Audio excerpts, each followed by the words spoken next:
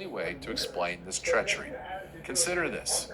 Instead of fulfilling his constitutional duty to secure our borders, from the moment Biden entered the Oval Office, he has been taking down all of our border security.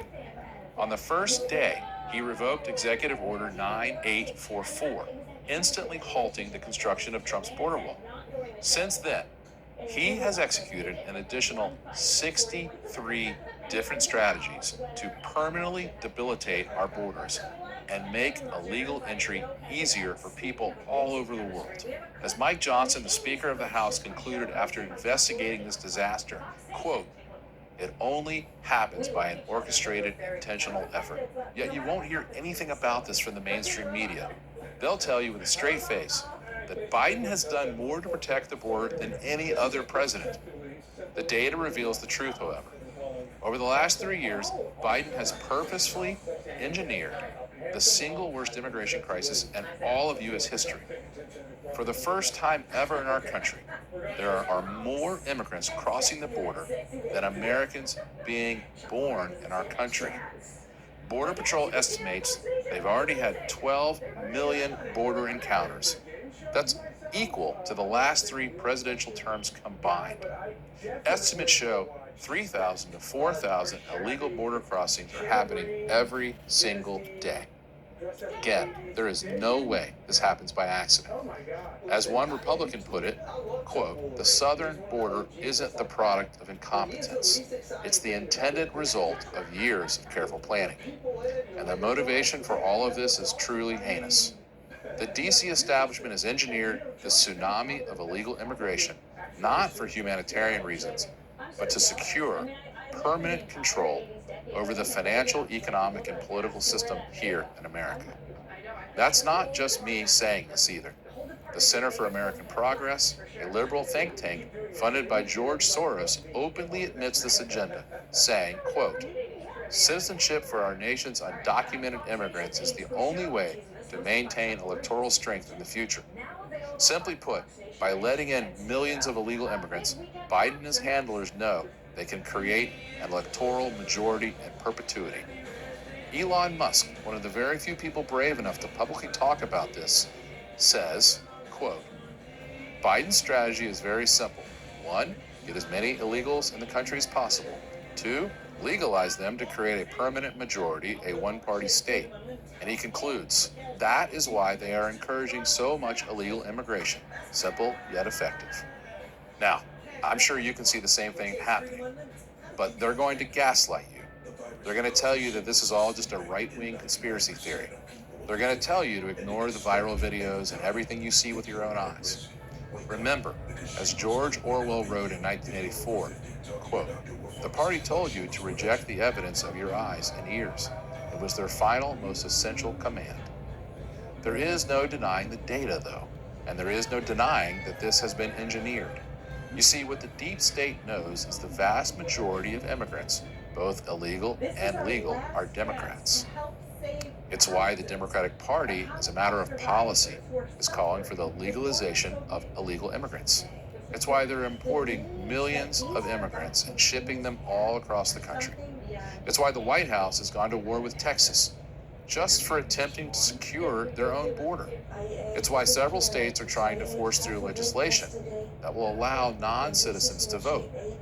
It's why only a handful of states have strict photo ID laws, with the majority, including all of the swing states, not requesting identification. In fact, the states with non-strict voter ID laws make up 227 of the 270 electoral votes needed to win the presidency. Tell me, do you think this is by accident? Do you really believe the media's claims that asking for ID is somehow racist? Of course not. It's a ludicrous concept. It's just about election security. And with Yale estimating 22 million illegals are already in the U.S., 22 million, that's more than the population of New York. Their plan is already complete. You see, importing new voters is just one of the ways the border crisis will lead to America's last election. Because what most people don't know is our census is based on a simple head count of people, including illegals, and not just U.S. citizens. This shifts political power, electoral seats, and money to states and congressional districts with the highest number of illegal immigrants. An analysis of the 2020 census exposed, quote, Democrat-leaning states received at least one extra seat and vote because of census overcounts and kept at least 2 seats that they should have lost. And that was before Biden flooded the country with millions more illegal immigrants and shipped them all throughout the country. Again, they're not even hiding their plan. Julian Castro, the former Secretary of Housing and Urban Development, said about Texas, quote, it's changing. It's going to become a purple state, then a blue state because of the demographics. Yvette Clarke, a New York City congresswoman, openly admits, quote, I need more people in my district for redistricting purposes. It's also why Biden repealed Trump's executive order that attempted to exclude non-citizens from the census. And it's why, despite what the polls show, despite Biden's abysmal approval rating, and despite the ongoing economic malaise, I fear the Democrats are all but guaranteed to win not just the presidency, but practically every state and local election from here to the future. Let me be clear. This is the real agenda behind the border crisis. It's a way for the establishment to gain permanent political power for decades. As Arizona Senate candidate Kari Lake says, no one wants to vote for their Marxist agenda, so they have to import a new class of voters, buy them off, and hope they swing our swing state to the radical left. By transforming America's demographics, the elites are, as Tucker Carlson warns, on a mission to make you and your vote irrelevant. Of course, there is no guarantee their scheme will succeed.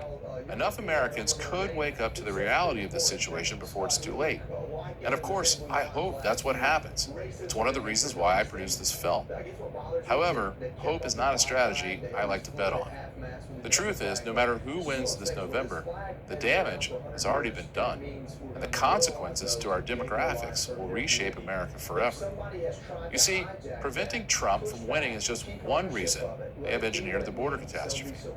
There is a far bigger, far more sinister story unfolding that nobody else has connected the dots on yet. This is a story with direct and immediate consequences for you, your family, and your financial future. Let me explain. Washington, D.C. always requires a new emergency. The war in Ukraine, the Israeli-Palestinian conflict, the COVID-19 pandemic, the war on crime, the war on poverty, the war on drugs, the war on terror. Haven't you noticed? There is always some existential emergency our politicians will lecture us on and claim it's our duty as Americans to solve. To solve the problems, of course, what do they require?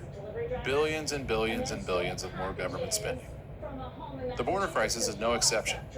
By importing tens of millions of people, the DC elites have not only ensured a permanent electoral majority, they've also created an actual new crisis, one that Homeland Security estimates will cost $451 billion every year.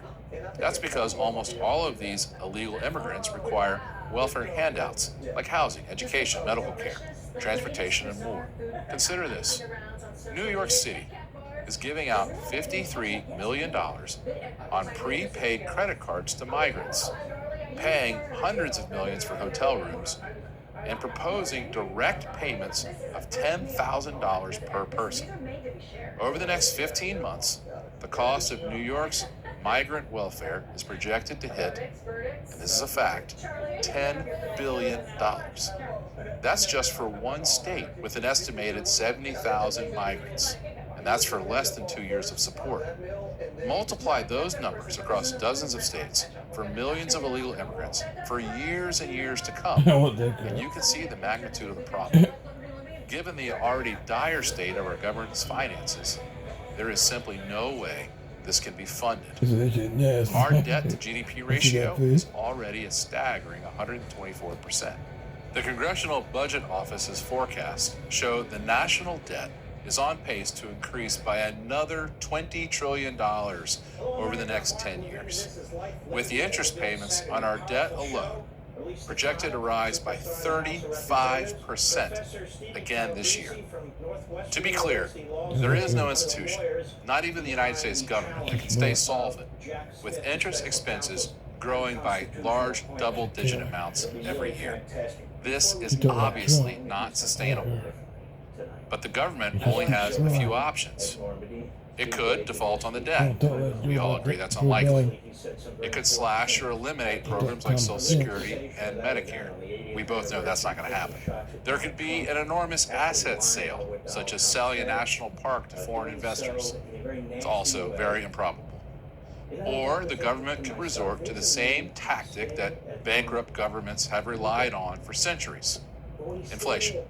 I don't think that you need me to tell you what the government's going to do. Printing trillions upon trillions of dollars is the only path forward that the government has. And, strange as it sounds, that's precisely what the establishment wants. You see, the insatiable appetite to print more money is actually the connective tissue of our entire political system. It's about the only thing that both sides actually want. To understand why, we need to look to an 18th century economist who discovered what is perhaps the most important yet overlooked monetary theory of all time. I hope you'll give me a minute here, because chances are you've never heard of Richard Cantillon. Not many people have. But he is among the world's most important economists. His work has been praised as the cradle of political economy, and it was his ideas that influenced economic legends you have heard of, like Adam Smith and Ludwig von Mises. It's even been suggested that Richard was the first real economist in all of history. In the 1700s, Richard Cantillon owned a bank that specialized in money transfers between Paris and London. At the time, those were the financial hubs of the known world, and it was Richard Cantillon's bank that provided a critical link between the two economies. It was also this connection that led Richard Cantillon to cross paths with the infamous John Law. If that name sounds familiar to you, it's because the Scotsman was the founding father of all financial bubbles.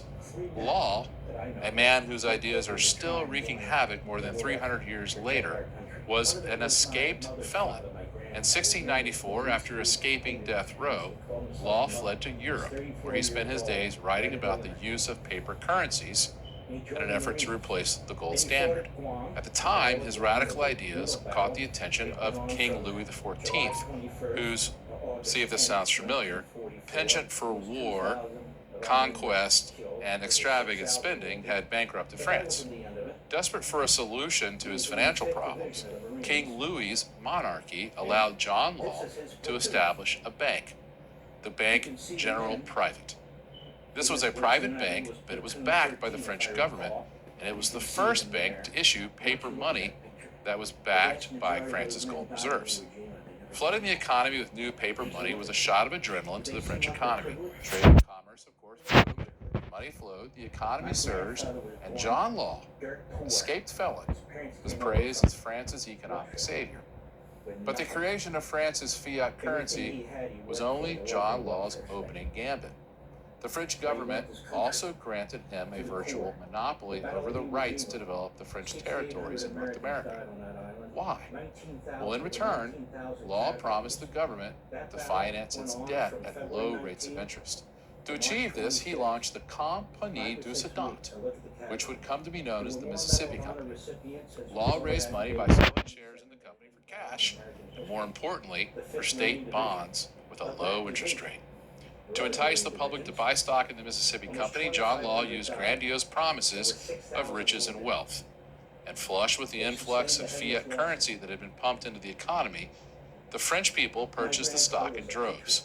Of course, like all bubbles, it eventually burst when the public realized the promised fortunes, Mississippi, would never materialize. As the French rushed to convert their notes to gold, they soon realized the reserves back in the currency didn't exist. Many new